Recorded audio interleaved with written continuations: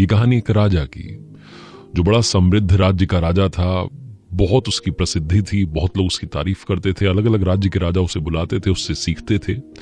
ऐसे एक पड़ोसी राज्य ने उसे बुलाया, उसकी आवभगत की, उससे सीखा, वहां की सेना को भी उसने संबोधित किया, बहुत सारी बातें हुई। उसके बाद जब विदाई का समय आया तो उस राज्य के राजा ने इस राजा को गिफ्ट दिया 2 तोतों का, 2 कमाल के शानदार तोते। और उसने कहा कि हमारे दिल के करीब हैं, लेकिन आपसे इतना कुछ सीख लिया है कि आपको भेंट देने का मन है और यही हम आपको भेंट देना चाहते हैं।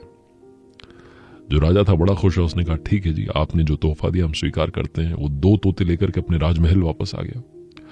बड़े सुंदर तोते, बड़े शानदार। इसने सोचा कि क्यों ना इनकी देखभाल अच्छे से की जाए।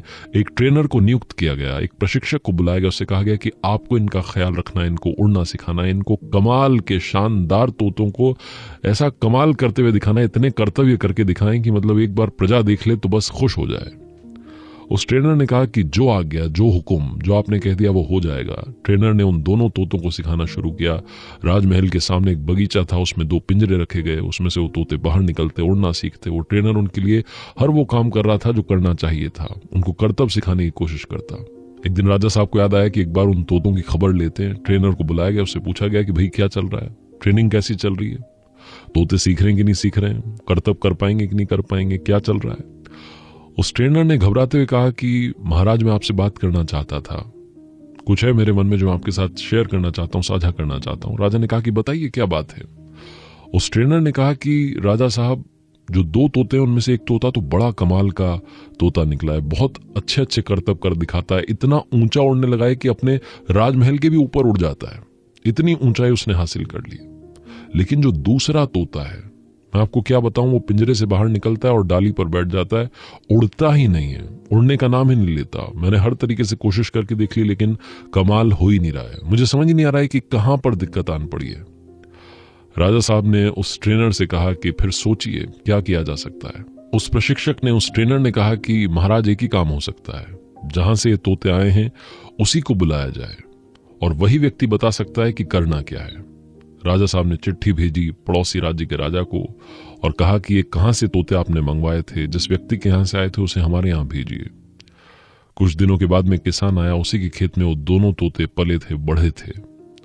आया, आकर के उसने इस राजा को प्रणाम किया और पूछा कि महाराज कैसे याद किया। राजा ने कहा कि आपके वो 2 तोते हमारे पास हैं, हमें भेंट में मिले हैं, बहुत अच्छे तोते हैं, लेकिन एक तोता उड़ता नहीं है, पिंजरे से बाहर निकलता है, डाली पर जाकर के बैठ जाता है, उड़ने का नाम ही नहीं लेता, क्या किया जाए।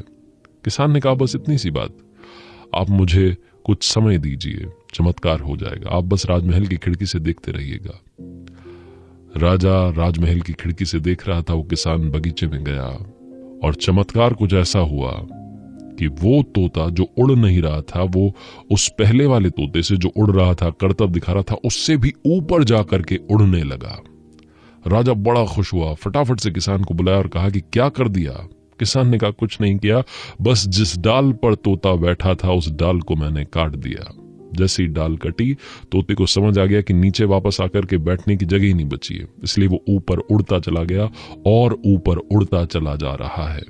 छोटी सी कहानी है, लेकिन हमें सिखाती है कि जिंदगी में रिस्क लेना, अपने कंफर्ट जोन से बाहर आना बहुत जरूरी है। उस डाल को काटना बहुत जरूरी है जहां पर बरसों हमने बिता दिए और हम अपने ही कंफर्ट जोन में चले गए, अपने टैलेंट को समझ नहीं पा रहे हैं। कई बार हम एक ही जगह पर रुक जाते हैं। वो कहते हैं ना कि पानी जब रुक जाता है तो गंदा हो जाता है। बहते रहना अच्छे पानी की निशानी है।